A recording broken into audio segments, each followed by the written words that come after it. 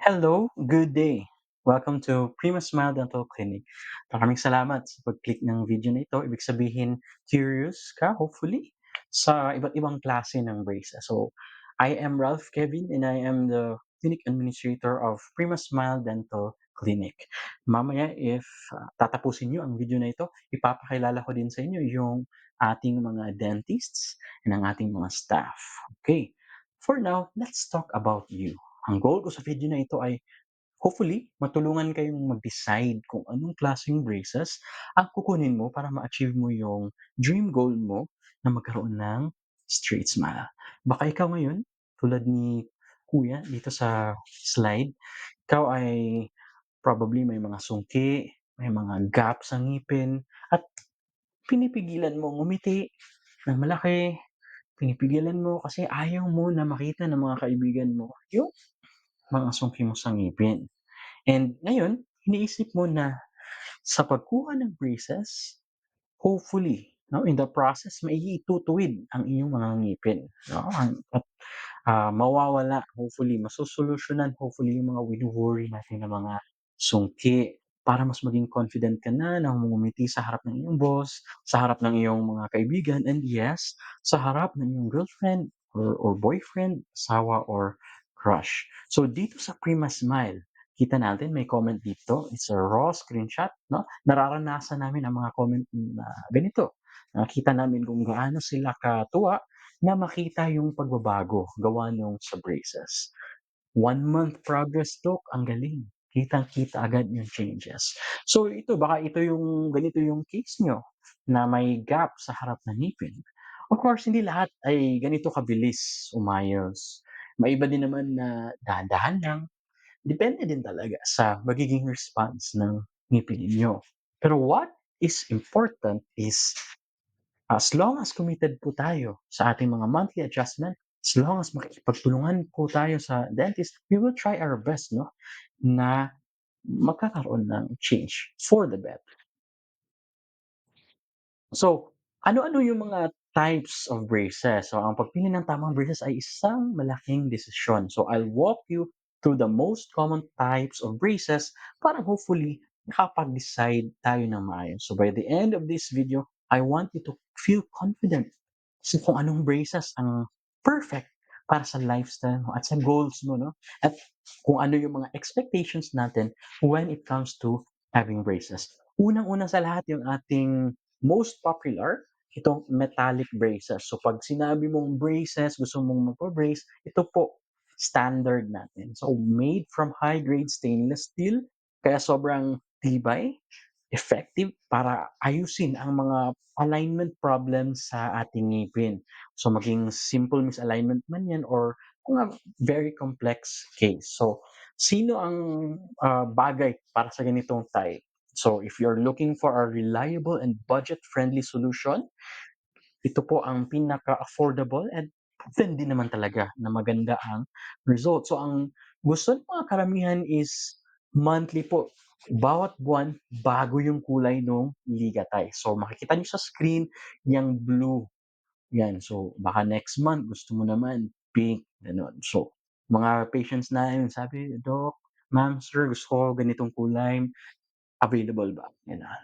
So sino yung mga hindi para dito sa metallic gray. So skip niyo po if concerned naman kayo na halata masyado na may braces ka. So may mga gano'ng patients na ayaw nila na masyadong flashy, masyadong kita daw. So gano'n sila, kanila din 'yun. Okey? So bagay sa kanila ang second type. Ito po ay tinatawag nating ceramic braces. Ito naman, same pa din naman siya, tulad pa din naman siya ng metallic braces, effective, pero yung pinagkakaiba is yung material na ginamit niya, siyempre ceramic, hindi siya metal. Tooth-colored po siya or clear na material. So, this makes them blend in with the color of your natural tooth. Kaya hindi siya masyadong pansinin. So, kino-consider po ito kung gusto mo more discreet, no? Yung sabi ko nga, yung hindi masyadong halata, yung chill lang tayo, no? Ito, great choice po ito sa mga adults or teens na conscious sa itsura nila habang naka-brace. Also, pwede din itong i-recommend nila doc if tayo ay may allergy sa metal. So, sino yung mga dapat mag-skip or hindi para dito sa ceramic braces, 'no? Skip this type of brace if you frequently consume coffee, tea, or kung naninigarilyo ka kasi yung clear, yung material po niyan ay maaaring mag-stain over time. And compared din sa metal, ito ay mas fragile, okay?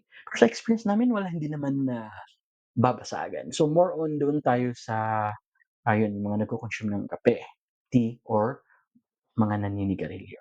Okay, third type, no, we have this newer or more advanced na technology. Tawag natin ay self-ligating braces. Okay? This technology uses as a special clip para hawakan yung wire. Hindi po tayo gumagamit ng ligatize, yung parang rubber na pinapalitan monthly. So, so hindi 'to kailangan ng elastics. This means less friction sa ngipin mo na puwedeng mag-lead sa mas comfortable na experience at and potentially mas maikling treatment time. So, again, di porket sinabi kong mas maikling treatment time ay gano'n po 'no, depende pa rin po talaga sa pinaka-case nila.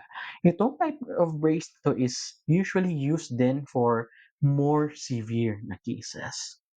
So you can consider this. You can ask your dentist if for like self-ligating braces if you prioritize comfort and convenience dahil mas madali itong linisin at mas kaunti ang mga adjustment visits. Meaning, kung si metallic braces ay monthly, ito pwede po kayong every 2 to 3 months. So may mga patients kami na ah, mga busy, sabi ni Doc hindi kami makapag-commit sa monthly namin, ito ang ino-offer namin, self-ligating braces.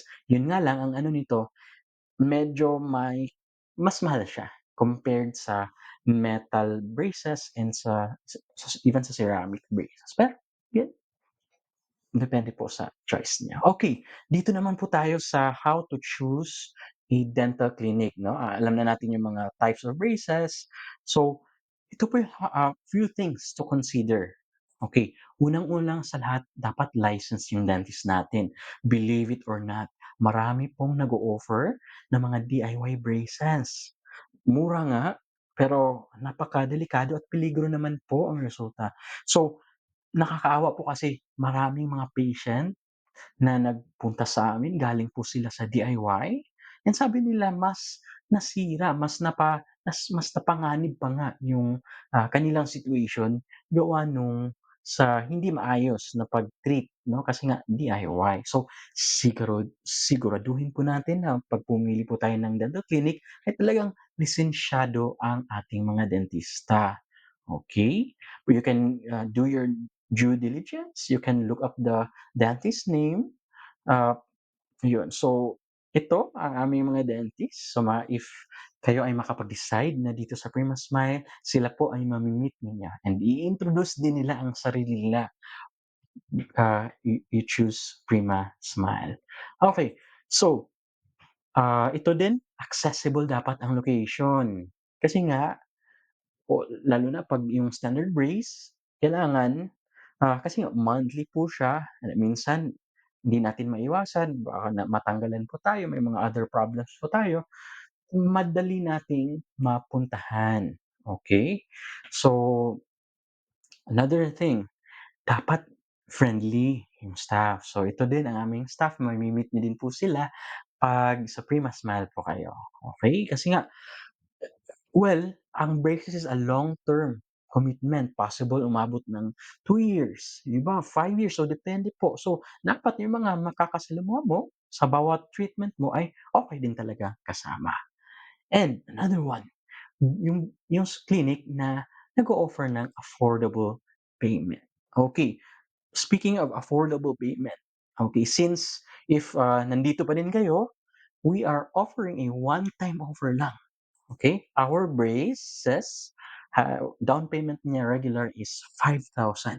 Pero this one-time offer, 3,000 na lang po. Okay. Paano 'pag, may ano ka pa rin na kung nag-alinlangan? Ito po, another one is free consultation. Usually we do, 500 probably goes to 700 if may x-ray. So sa ngayon, free po. So you can go message us for a free appointment para makausap niyo si doc and no risk to you. We don't have to pressure you. So, yun lang. Thank you so much for watching.